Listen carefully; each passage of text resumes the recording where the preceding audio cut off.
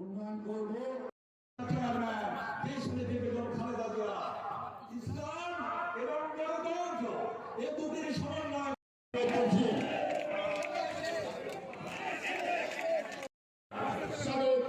সম্মানিত সদস্য সচিব আপনারা জানিয়ে এসেছেন।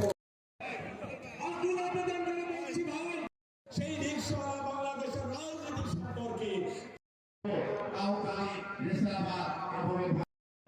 আবেদন করছে। আমি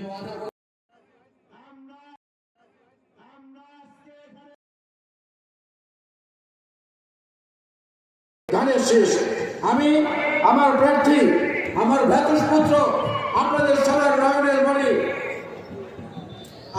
আলহাজ আহমেদ সোহেল মঞ্জুর সুমনকে আপনাদের কাছে দিয়ে গেলাম। আপনাদের জিম্মায় জনাব তারেক রহমান সাহেব নিজেকে দিতে চেয়েছিলেন আপনাদের এলাকায় এসে, তিনি সময় করতে পারেননি বলে আমাকে দায়িত্ব দিয়ে পাঠিয়েছেন, এখন কুদ্দুসকে দায়িত্ব দিয়ে পাঠিয়েছেন।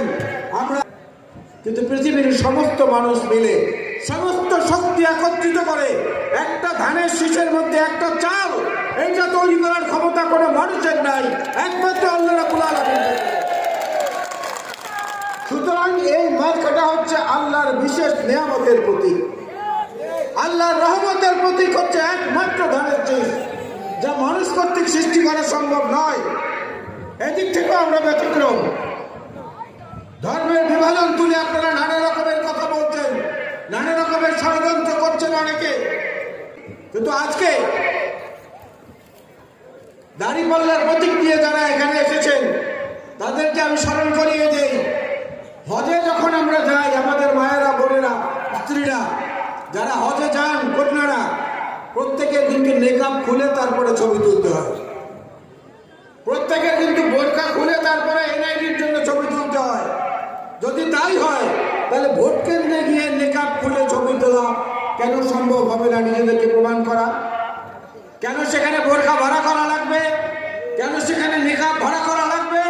আজকের এই প্রশ্নগুলো মানুষ করছে। আপনারা যে কথা বলেন নারী নেতৃত্বের কথা বলেন, বাংলাদেশের শ্রেষ্ঠ তিন শ্রেষ্ঠ আলেম ইসলাম ধর্মের আলেম, তারা তিনজন দেশ নেত্রী বেগম খালেদা জিয়ার দাফনের সময় তার খাটিয়া বহন করেছেন। একজন হচ্ছেন জনাব মিজানুর রহমান আজহারী, একজন হচ্ছেন মাওলানা মামুনুল হক, আর একজন হচ্ছেন জনাব আহমেদুল্লাহ রহমতুল্লাহ আলাইহি। এই তিনজন শ্রেষ্ঠ আলেম বেগম খালেদা জিয়ার খাটিয়া বহন করেছেন।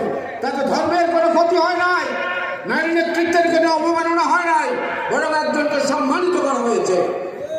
আপনাদের সঙ্গে এই জায়গাটাই আমাদের মনে হয় না। এই সংবিধানে, বাংলাদেশের সংবিধানে বিসমিল্লাহির রহমানির রহিম স্থাপন করেছেন শহীদ রাষ্ট্রপতি জিয়াউর রহমান।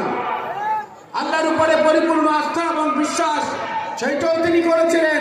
পরবর্তীতে আওয়ামী লীগের আমলে সেটা সরিয়ে দেওয়া হয়েছে। তারেক রহমান সাহেব নির্বাচনী ইশতেহারে গতকালকে বলেছেন পুনরায় আল্লাহর উপরে আস্থা এবং বিশ্বাস এই শব্দটি সংবিধানে আমরা সংযোজন করব যদি আল্লাহর রহমতে এবং আপনাদের দোয়ায় দেশ পরিচালনার দায়িত্ব ধানের শীষের লোকেরা পায়। সেই জন্য আমরা এইটাও বলেছি। আর ধর্ম নিয়ে ব্যবসা করা বর্তমানে যারা দাঁড়িপাল্লার প্রতিক্রিয়া এটা করতে চাচ্ছেন তাদেরকে একটু স্মরণ করিয়ে দিতে চাই, শেখ হাসিনাও কিন্তু একই স্লোগান দিতেন, আওয়ামী লীগের লোকেরাও কিন্তু একই স্লোগান দিতেন। শেখ হাসিনা বলতেন নূহ আলাইহিস সালামের নৌকায় ভোট দিন, ওইখানে ধর্ম কাজে লাগিয়ে দিয়েছে। আওয়ামী লীগের লোকেরা স্লোগান দিতেন লা ইলাহা ইল্লাল্লাহ, নৌকার মালিক তুই আল্লাহ, বলেছে না? কিন্তু আবার দেখেছি মন্দিরে গিয়ে দেবীর প্রশংসা করেছেন শেখ হাসিনা।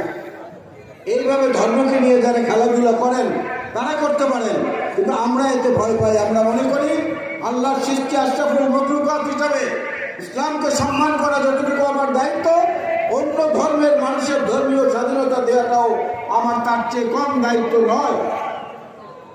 তো আমি আজকে যে কথা আমার সমাপনীতে বলতে চাই, আজকে আপনাদের এখানে যে প্রার্থী বয়সে আমাদের চেয়ে অনেক কম, কিন্তু কর্মকাণ্ডে চিন্তা চেতনায় অনেক অনেক বয়স্ক মানুষের পরিপক্কতা তার মাঝখানে আমরা দেখেছি। তিনি একজন আলহাজ, তিনি নামাজি, তিনি ধর্মের প্রতি অনুরক্ত, একই সঙ্গে অন্য ধর্মের প্রতিও তিনি সহনশীল। বীর অবতার হিসাবে, নারী মুক্তির প্রতীক হিসাবে উনি সামনে অগ্রসর হলেন।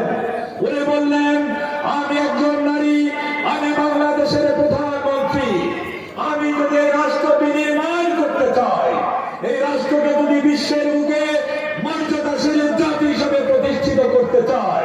আজকে শোনা যাচ্ছে যে আমাদের প্রার্থী বাড়ি বিকাশ কামনা নিচ্ছে এবং আর এক প্রার্থী আছে, সে নিজেকে 1 বছর আগে বিএনপি দাবি করেছিল, কিন্তু সেই ব্যক্তি তার বাংলাদেশের সবচেয়ে বড় ইনকলাবি, একটা ইনকলাবি ব্যক্তি আজকে ঋণের টাকা নিয়ে, ব্যাংকের টাকা নিয়ে আপনাকে ভোট দিতে চায়। কিন্তু এই ভোট সে টাকা দেবে একদিন, কিন্তু বিএনপিকে ভোট দিয়ে আপনারা আগামী 5 বছর সুখে শান্তিতে থাকতে পারবেন।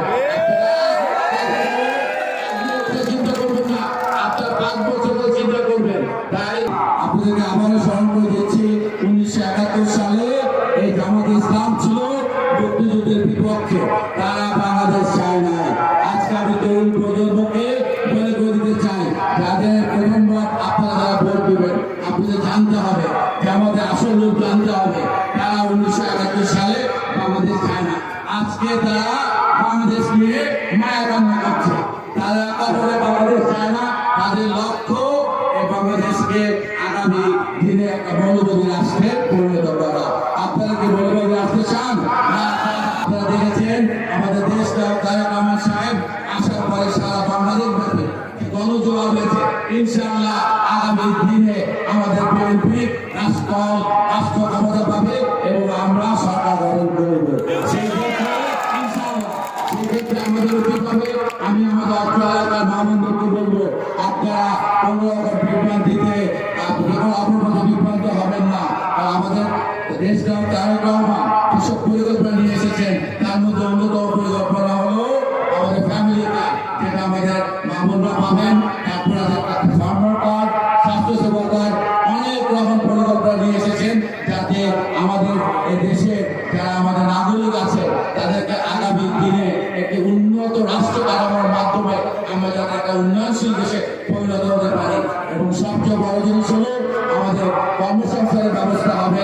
আমরা সেবা করতে চাই এবং সেবা করার জন্য আপনাদের সবার কাছে একটা ভোট চাই। তাই আগামী 12 আমাদের দ্বারা কোনো রকম অন্যায় হবে না, কোনো রকম দুর্নীতি হবে না, কোনো রকম দুর্নীতি হবে না। আমরা প্রদান করে দেবো, আপনারা বিএনপি, কাউ বিএনপি